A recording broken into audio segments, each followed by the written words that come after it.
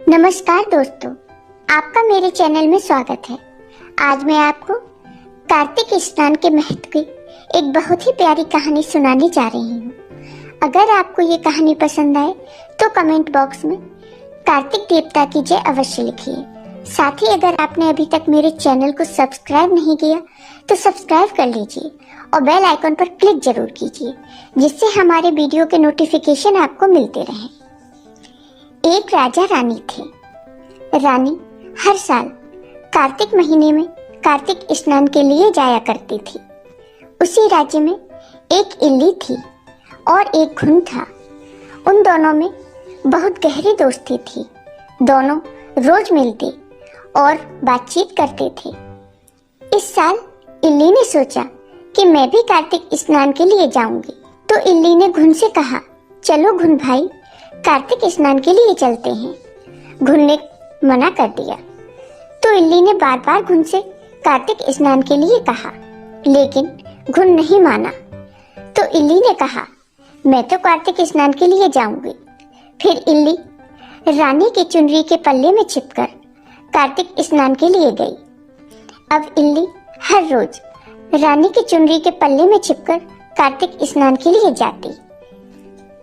इसी तरह कार्तिक का पूरा महीना बीत गया। कार्तिक पूर्णिमा के दिन इल्ली कार्तिक स्नान करके आई। उसके बाद इल्ली की मृत्यु हो गई और उसी दिन घुन की भी मृत्यु हो गई। कार्तिक स्नान के पुण्य से इल्ली को राजा के यहाँ राजकुमारी के रूप में जन्म मिला और घुन को उसी राज्य में गधे के रूप में जन्म मिला। धीरे धीरे राजकुमारी बड़ी हुई तो राजा ने राजकुमारी का विवाह करने का सोचा।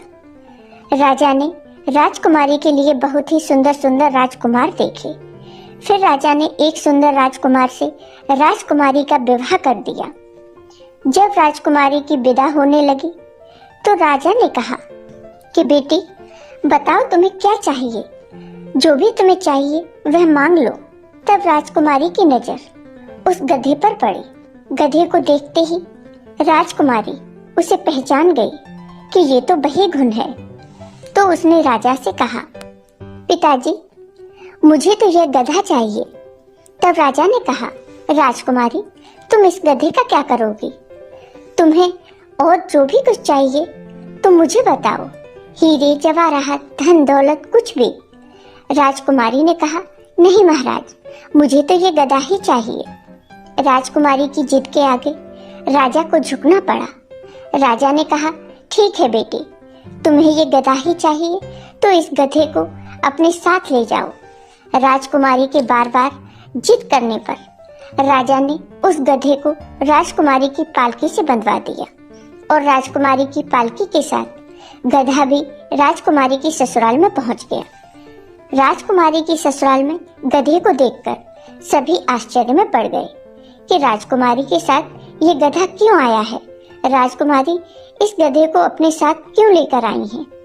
फिर राजकुमारी ने उस गधे को अपनी सीढ़ियों के नीचे बंधवा दिया।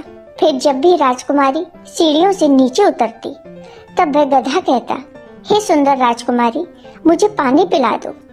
तब राजकुमारी कहती कि जब तुमसे कहा था कि कार्तिक स्नान कर लो तब तो तुमने मना कर दिया, अब तुम्हें पानी चाहिए। और राजकुमारी उससे बातें करने लगी। समय बीतता गया।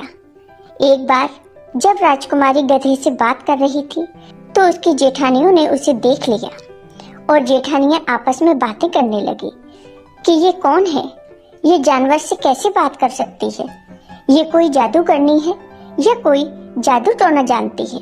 जेठानियां समझ नहीं पाई कि ये जानवर से कैसे बात करती है।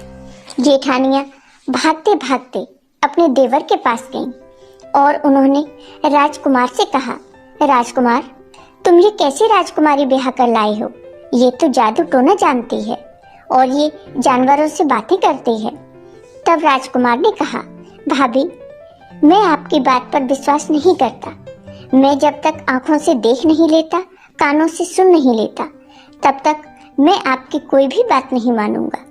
भाभियों ने कहा, ठीक है, तो आप खुद ही अपनी आंखों से देख लो। फिर राजकुमार अगले दिन राजकुमारी की सीढ़ियों के नीचे छिपकर बैठ गया जब राजकुमारी नीचे आई तो हर बार की तरह गधे ने कहा, हे सुंदर राजकुमारी, मुझे पानी पिला दो।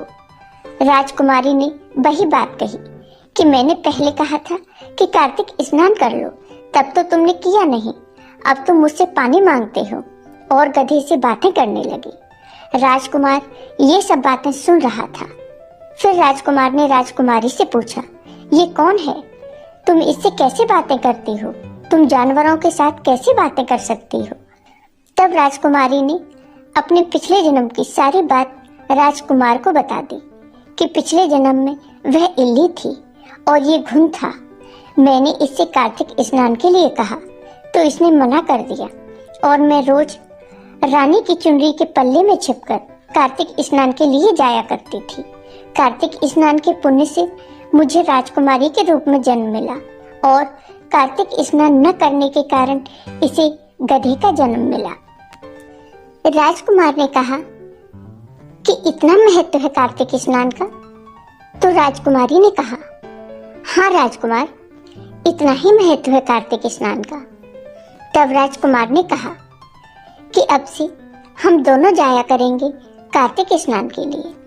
समय बीतता है और कार्तिक का महीना आ जाता है तो राजकुमार और राजकुमारी दोनों साथ में कार्तिक स्नान के लिए जाया करते थे। राजकुमार ने अपने राज्य में घोषणा करा दी थी कि जो भी कार्तिक स्नान के लिए जाए वो अपने स्नान का पानी लाकर इस गधे पर डाले। अब हर रोज जो भी कार्तिक स्नान के लिए जाता वह अपने स्नान किया हुआ पानी लाकर उस गधे पर डालता। कार्तिक स्नान के पुण्य से गधे को इस योनि से मुक्ति मिली और गधे को मोक्ष मिला और राजकुमार और राजकुमारी खुशी खुशी रहने लगे। उन्हें कभी भी किसी प्रकार का कोई कष्ट नहीं हुआ। राजकुमार और राजकुमारी हर साल कार्तिक महीने में कार्तिक स्नान किया करते थे। तो हे कार्तिक महाराज, जैसे आपने इल्ली पर अपनी कृपा की वैसे ही अपने सभी भक्तों पर अपनी कृपा सदा बनाए रखना। जय हो कार्तिक महाराज की। कार्तिक स्नान का महत्व। शास्त्रों में कार्तिक स्नान का बड़ा महत्व बताया गया है। हिंदू शास्त्रों के अनुसार कार्तिक माह में व्रत, स्नान और दान का बहुत ही ज्यादा महत्व है। मान्यता है कि इससे पाप का नाश होकर सुख, शांति और मोक्ष की प्राप्ति होती है। इस माह में पवित्र नदी या जलाशयों में स्नान करने से इसका महत्व 2 गुना बढ़ जाता है। इस दिन महिलाएं सुबह जल्दी उठकर स्नान करती हैं। यह स्नान कुंवारी या शादीशुदा महिलाएं दोनों कर सकती हैं। कार्तिक माह में व्रत, तप, दान, पुण्य, पवित्र नदियों में स्नान और मंत्र जप आदि का विशेष महत्व होता है। इस माह के बारे में शास्त्रों में कहा गया है, जो मनुष्य कार्तिक माह में व्रत, तप, मंत्र जप, दान, पुण्य और दीपदान करता है वह जीवित रहते हुए पृथ्वी पर समस्त सुखों का भोग करता है और मृत्यु के पश्चात भगवान विष्णु के परम धाम वैकुंठ में निवास करता है। आपको ये वीडियो पसंद आया हो तो कमेंट बॉक्स में कमेंट करके जरूर बताइए। साथ ही मेरे वीडियो को ज्यादा से ज्यादा शेयर करिए। धन्यवाद।